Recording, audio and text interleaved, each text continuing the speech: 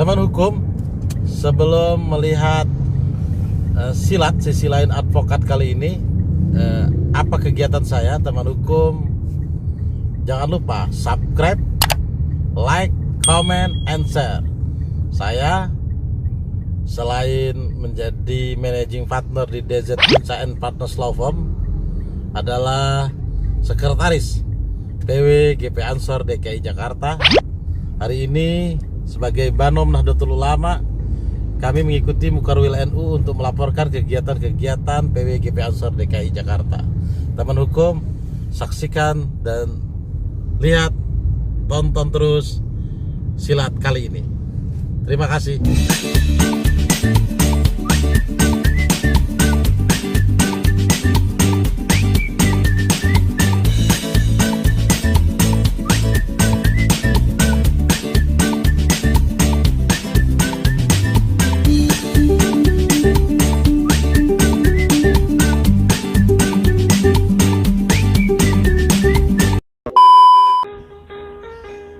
Assalamualaikum warahmatullahi wabarakatuh. Saya Dendi Zuhairil Pinsa, sekretaris GP Ansor DKI Jakarta, mengucapkan selamat Harlah 95 untuk Nahdlatul Ulama. Mari kita mengirimkan Fatihah buat para pendiri Jam'iyah dan Jamaah Nahdlatul Ulama sedunia, baik yang sudah mendahului kita ataupun yang sedang ada.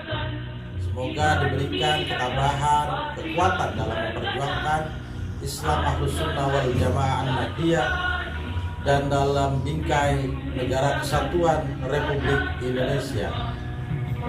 Ala hadhihi wa ala kulli niyatin salihah ila hadratin Nabi Mustafa Muhammadin sallallahu alaihi wasallam wa ala alihi wa ashabihi ajma'in wa ila muassisina Nahdlatul Ulama wa ila jam'iyah Nahdlatul Ulama wa ila jamaah Nahdlatul Ulama wa ila jami'il muslimin wal muslimat. Lahumul Fatihah.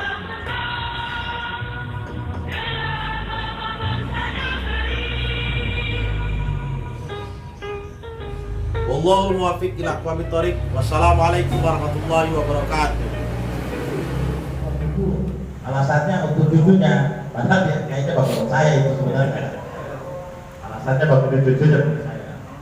Habis itu jam 6:30 sudah ada tamu yang datang ke rumah. Nah, bisa tidur juga. Mata saya masih sempat-sempat. 7 masih ada tamu. Tamu nggak mungkin saya tolak. Apalagi tamunya bawa duit. Nah, bawa duit aja nggak bisa saya tolak. Aduh, keren tuh.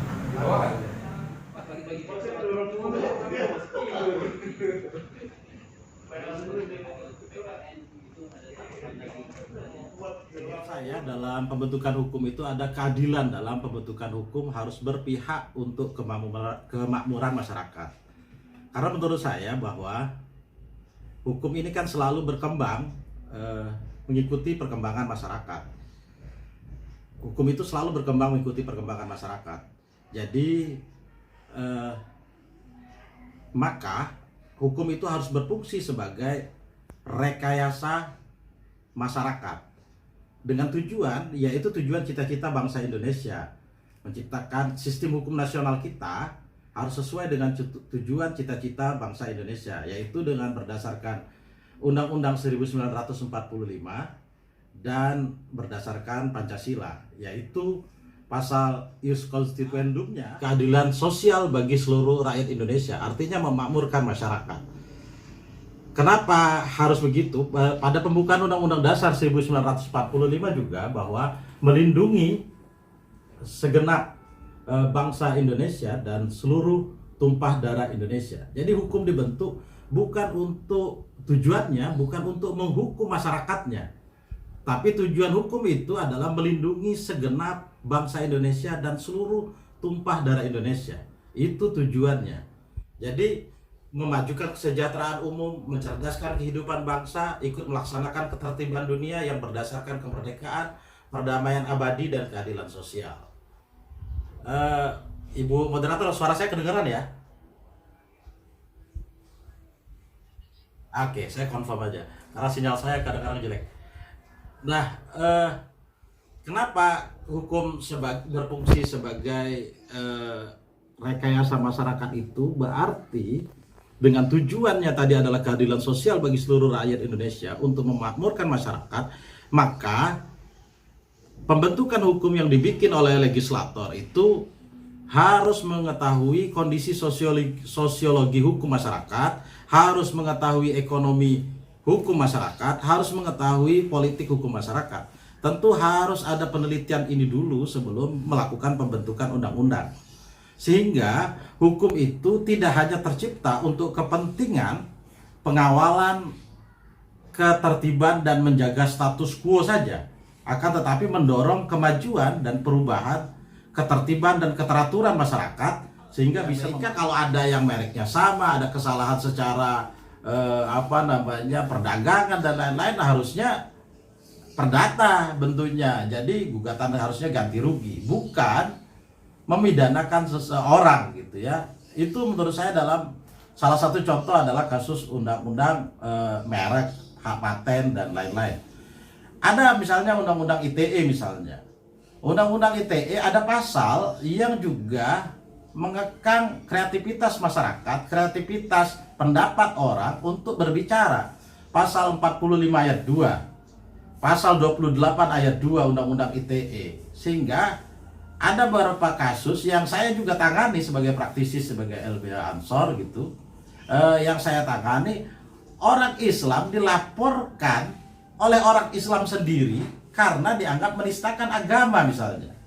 Padahal itu dia berpendapat. Soal orang berpendapat itu kan nggak ada masalah. Tapi yang lucunya adalah aparat penegak hukum menjadikan itu mentersangkakan, kemudian menjadi PD21 diterdakwakan, kemudian vonisnya oleh pengadilan pun terpidana.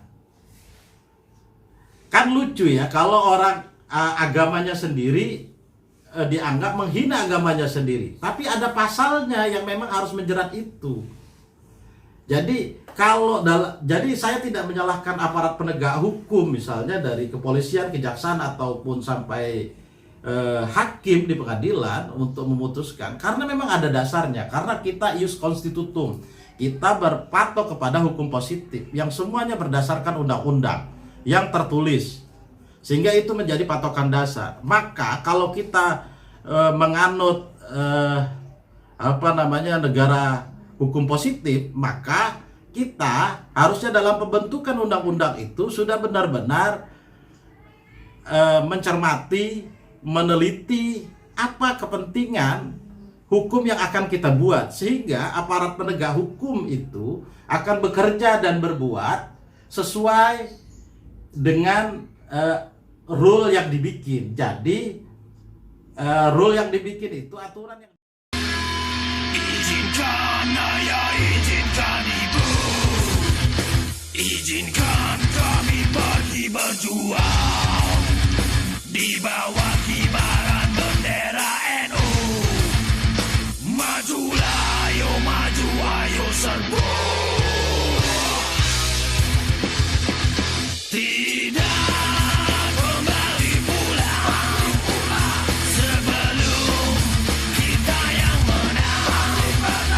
Well,